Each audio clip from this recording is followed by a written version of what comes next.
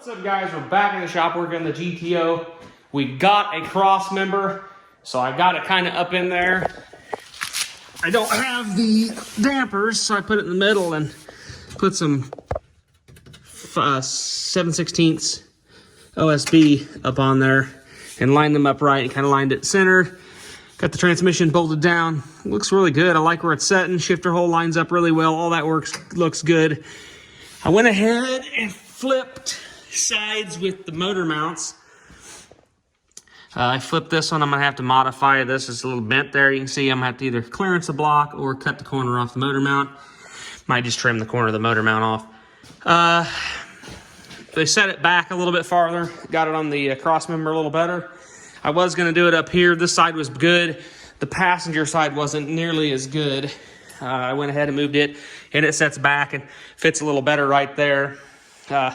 If I had some of these that were right in the center, that would have been perfect. But this side's going to be clearanced a little as well to fit, but that won't be an issue. So I'm going to go ahead and unbolt the Crossmember and whatnot, and I'm going to start getting ready to pull this engine back out of the car again for hopefully the final time. Drill some holes in the Crossmember and hopefully get these motor mount bolted down. 4 washers each on each side will be good for this passenger side motor mount to pick it up off the bottom. So that shouldn't be a problem there. Engine, I measured across frame rail to frame rail. The engine is centered in between the frame rail. Car is set up pretty much at 0 degrees. Right here, we are about 5 degrees slanted back, so that's not a horrible slant. And side to side, we're about 2 degrees, so that's not bad at all, especially when it's leaned this way 2 degrees. So when you rev it up, it'll tilt and level itself out. But no, 2 degrees isn't bad. I'm not going to complain over 2 degrees when it actually probably will set in the motor mounts and everything when pressure's on them a little bit better. So, all right, guys, I'm going to crawl back under, undo the Crossmember, and start yanking this thing out of here again so we can drill some holes and mount some clamshell mounts permanently.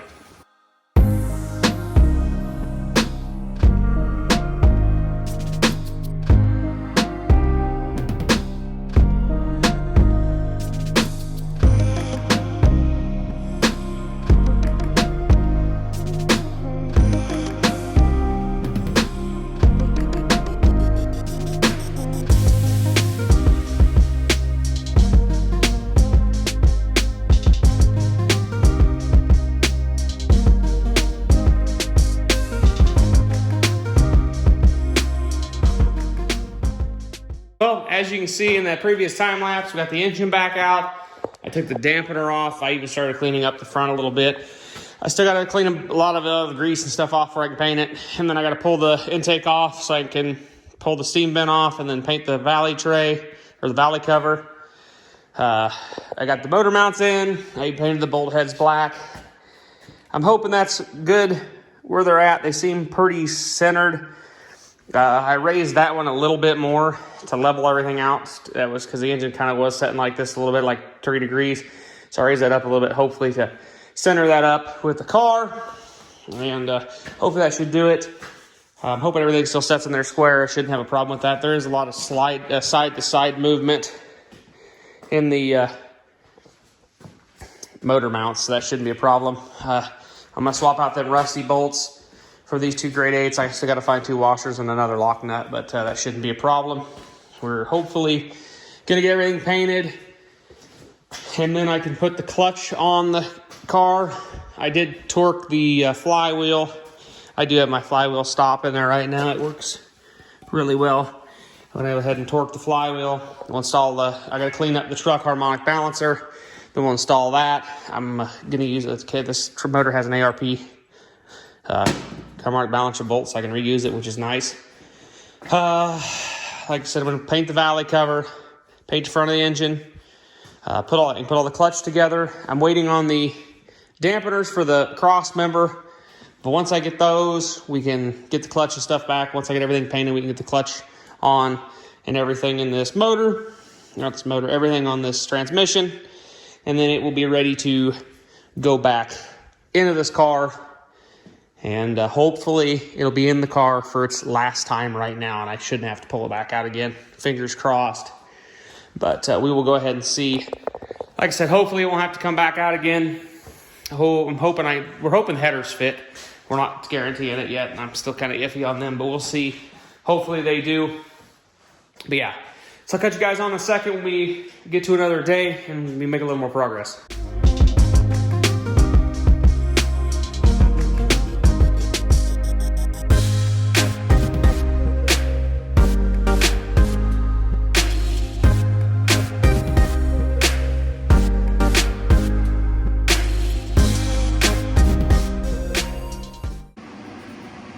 Well, as you guys seen that last time lapse, I went ahead and got the motor painted, and it does look a lot better now that it's all blue. And yeah, it does look pretty good. I haven't put the intake back on. I'm not going to put the intake on till later. I need to get the steam vent port set up, and I'm waiting on that to come. I think for today, I'm going to go ahead and take out the oil pressure sensor and this plug for the temperature sensor in the head here. Put my adapters in and get them in. I won't put the senders in yet, but I'll at least just have the adapters in. It won't be hard to put the sender in when the engine's in the car. I possibly will put the clutch on. I'll pull it off the stand, put the clutch on, and possibly put the transmission in, or put the transmission on. And I don't have the Crossmember bushings yet, the isolators for the Crossmember yet. I'm waiting on those still, but I can go ahead and get the engine down in here and just put like just to spin the transmission on with a jack or something. I can go ahead and do that. I'll have to get the clutch on. I'll have to get it hanging off the engine crane thing, you know, the load leveler. Then when you put the clutch on, I still got the flywheel stop on it, so I can torque the clutch pressure plate. We'll get that stuff on here shortly. Then we hopefully get the transmission slid up in there. I went ahead and put the throwout bearing and the clutch fork, and then the new boot I got on there. So that should work pretty good, hopefully.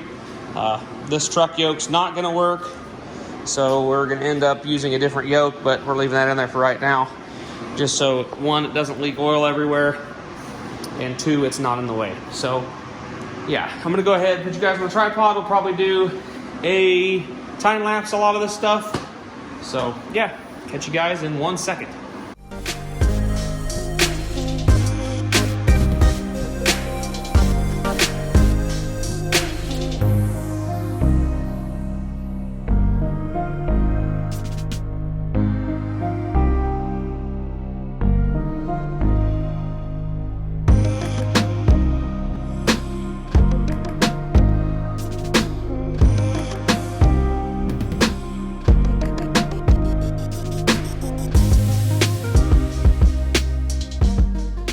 Alright, I went ahead and installed the temperature sensor adapter for the gauge and the oil pressure sensor for the gauge.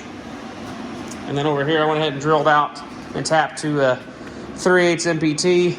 It's a little crooked, but it's better than the last one I did, so that's I guess we're getting better. Eventually we'll have them things dead on square when I tap them. But this is the temp sensor, or the temp switch for the fan. I'm not 100% sure what temperature this fan switch is, so I might have to do some research on that. If we have to, we can change it out for one that kicks on a little lower, but hopefully it'll work. We'll have to see. So I'm gonna go ahead and I'm gonna pull it off and start putting the clutch on. Actually, I need to look and make sure I have all the clutch bolts and stuff, because they're ARP fasteners, so I've got to use the torquing compound, you know, and then get that on there and all torqued up, and then we can slide the transmission back on it again, and then we can hopefully drop it in the car, hopefully for the last time. Like I said, I don't have the crossmember mounts, but I can put the crossmember in a little bit when we get those mounts, so I can just pick the transmission up a little bit and then put the crossmember in and bolt everything down. So, all right, I'm gonna go ahead and put you guys back on a time lapse again, and we'll just go ahead and try to get this thing in the car.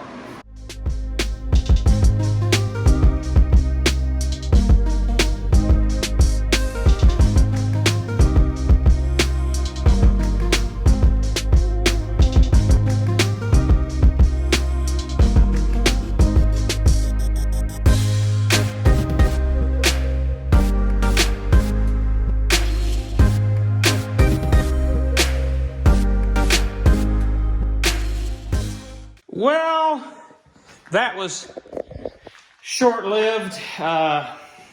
The bolts they sent me are not the correct one. These are ARP fasteners, obviously, but these are not 3/8 bolts. I don't know what size they are. I'm going to go out on a limb and say they're probably a metric bolt, but we can go ahead and see here. I have a 3/8 bolt, 3/8 16 bolt right here, and you can tell the difference. It's bigger.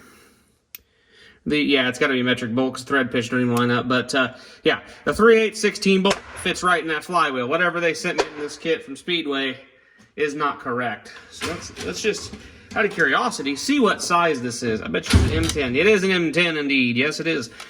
Now, what pitch is it? Let's see what that is. Metric pitch. It's a 1.5. Nice. This should be a, if we go to a 16 right here. Yeah, 16. Actually, that might be a 1.25.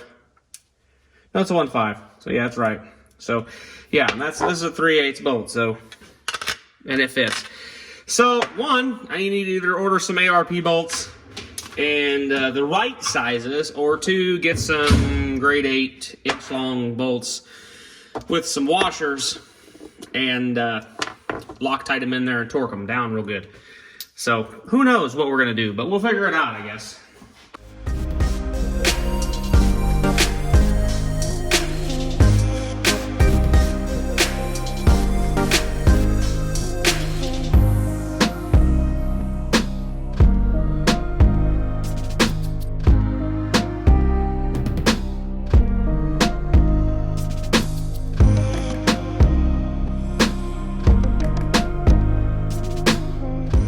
Alright guys, I went ahead and sandblasted and painted the dampener there, so it's ready to go in when we get some bolts and get the engine in there. I'm pretty much going to call it a video, I think, tonight. Well, yeah, just call it a video because this one's getting a little bit long, and we can start the next one kind of fresh when we get the transmission and everything in there. We can get it in the car, and hopefully, if we're lucky, when we get by the time we get the bolts, the dampener for the cross members will be here. So we can have this engine setting in the car completely bolted in, secured, and ready for accessories and get everything, get the starter wires ran and stuff, so we can go ahead and get this front clip on so we can start doing hoses and whatnot. So we can make a little bit more progression, so we can figure out the clutch too, I guess. That will be kind of a big thing. So, all right, guys. Catch you guys in the next one, and have a good rest of your week.